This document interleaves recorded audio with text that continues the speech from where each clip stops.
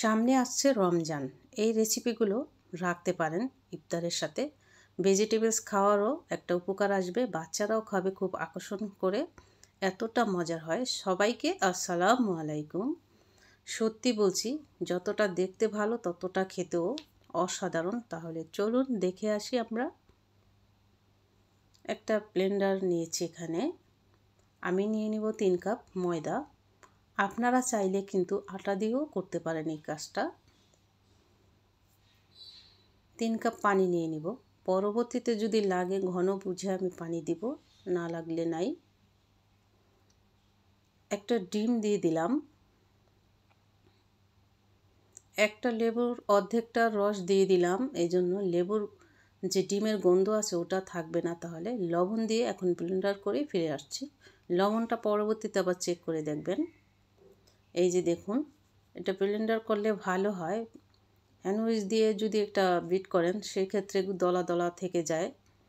তো রেস্টে রেখে দিয়ে আমি ভেজিটেবলসের জন্য আমি হাঁড়ি একটা বসিয়ে দিলাম চুলায়। রসুন কুচি দিয়ে দিলাম এখানে, গোল্ডেন করে ভেজে নেব। চাইলে আদা কুচিও এখানে দিতে পারেন যারা পছন্দ করেন। গোল্ডেন করে ভাজার পরে একটা ভেজিটেবলস অন্যরকম একটা ঘ্রাণ আসবে। পেঁয়াজ কুচি দিয়ে দিলাম। পেঁয়াজের পরিমাণটা আপনারা সবজি হিসাবে অনেকটা দিতে পারেন। পেঁয়াজটা নরম হওয়ার জন্য অপেক্ষা করছি একটু। তবে এই ভেজিটেবলস বেশি ভেজে নরম করা যাবে না। কালো গোলমরিচের গুঁড়া দিলাম, দারুণ একটা ফ্লেভার আসবে। এখন দিয়ে দিলাম আমি সেই গাজর কুচি। গাজরটা একদম খাটো খাটো করে ছোট্ট করে কেটেছি আর কি। গাজরটা আগে দিলাম, একটু শক্ত টাইপের তাই। এই যে এরপরে আমি কিছুক্ষণ ভেজে নিব, তারপর অন্য উপকরণ দিব।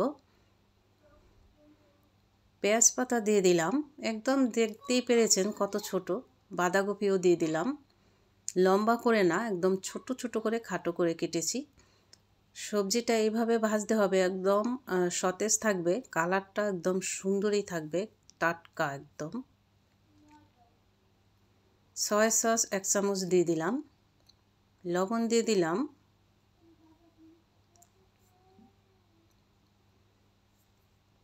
সুন্দরভাবে এই ভেজিটেবলসটা যদি আপনারা তৈরি করতে পারেন তবে রোল খেতে দারুণ লাগবে। কাঁচামরিচ কুচি দিয়ে দিলাম। ঝালটা কিন্তু 2-3টা মরিচ দিলেই হবে যদি ঝাল বেশি হয়। ধীরে ধীরে কিন্তু আমার এই যে সবজিটার কালারটা কিন্তু আরও টাটকা হচ্ছে, তাই না? খুব সুন্দর। প্রত্যেকটা সবজি কিন্তু আমি একই সাইজের কেটেছি, একই রকমভাবে। লাস্টে আরও কয়েকটা পেঁয়াজ পাতা দিয়ে দিলাম।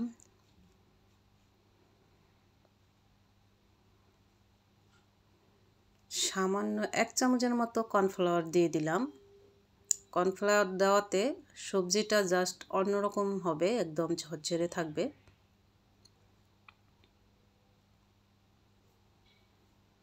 দারুণ কালার। লাস্টে আমি 1/2 চামচ বাটার দিয়ে দিলাম এখানে। বাটারের জায়গায় আপনারা চাইলে একটু ফ্লেভারের জন্য একটু ঘিও দিতে পারেন, বাটার না থাকলে। তো বাটারের দারুণ কাজ আসে। এই যে দেখুন, নামিয়ে ফেললাম।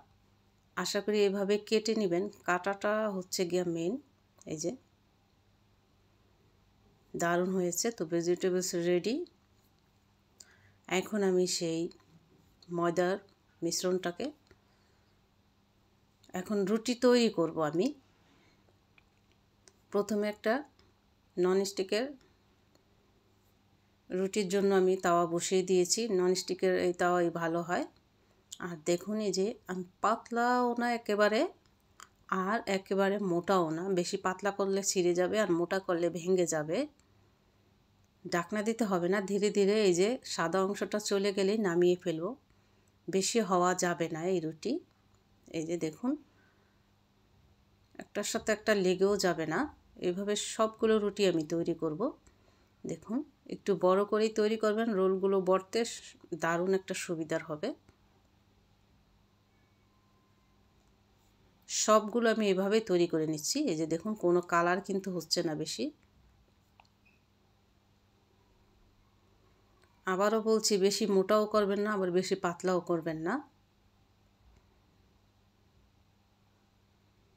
তাহলে ছিঁড়ে যাবে অথবা ভেঙে যাবে, মোটা করলে অথবা পাতলা করলে ছিঁড়ে যাবে। সবগুলো আমি এভাবে করে নিব। আর এই মাঝে কথা বলছি, প্রিয় দর্শক যারা আমার চ্যানেলে নতুন এসেছেন প্লিজ আমার চ্যানেলটি সাবস্ক্রাইব করে বেল নোটিফিকেশন অন করে রাখবেন, সবার মাঝে শেয়ার করে দিবেন, একটা লাইক দিয়ে শুরু করবেন ভালো লাগলে। দেখুন একটাও লাগেনি। এখন আমি রোলের জন্য আমি ভেজিটেবলস নিয়ে নিচ্ছি, একটু বেশি করে দিবেন, খেতে ভালো লাগবে।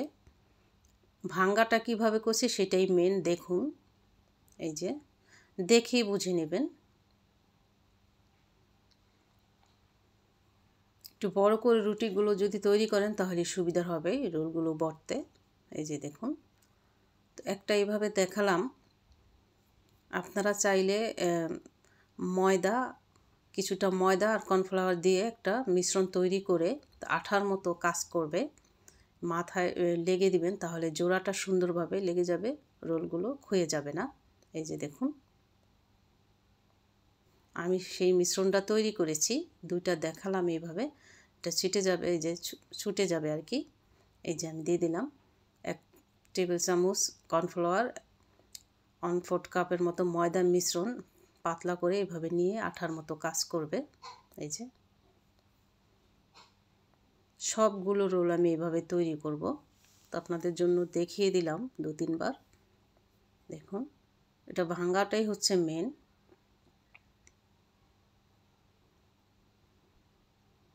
এই যে ময়দার মিশ্রণটা এইভাবে দিয়ে দিবেন একটু পাতলা করে গলিয়ে।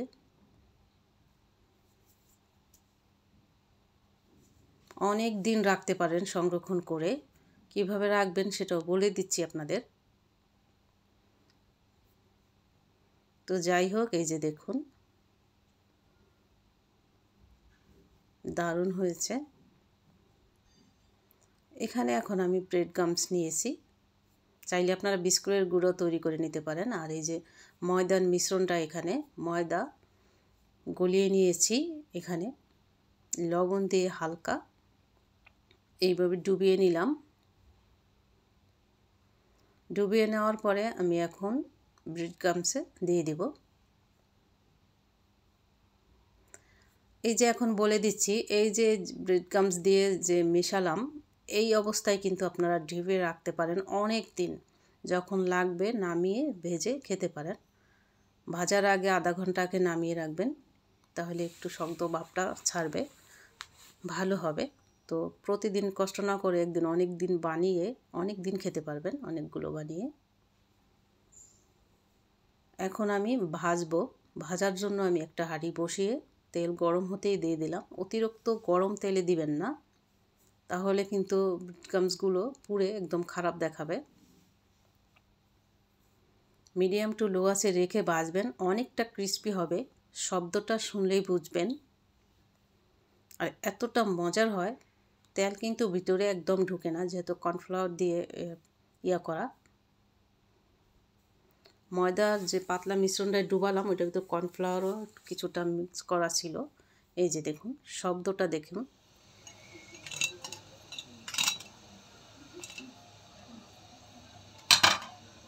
কতটা ক্রিস্পি হয়েছে, শব্দটা দেখেই বুঝে গেছেন। এদিকে বাচ্চারা নিয়ে আরও খেয়েছিল, আর অনেকটা ফ্রিজে রেখেছি বাচ্চার টিফিনের জন্য, অথবা রমজানের জন্য আপনারা রাখতে পারেন। ভালো লাগলে একটি লাইক আর শেয়ার করে দিবেন ফ্রেন্ড সার্কেলদের মাঝে প্লিজ। দেখুন, তবে ভেজিটেবলসটা অন্যরকম স্বাদ হয়েছে এটা। ভালো থাকবেন, আসসালামু আলাইকুম, আল্লাহ হাফেজ।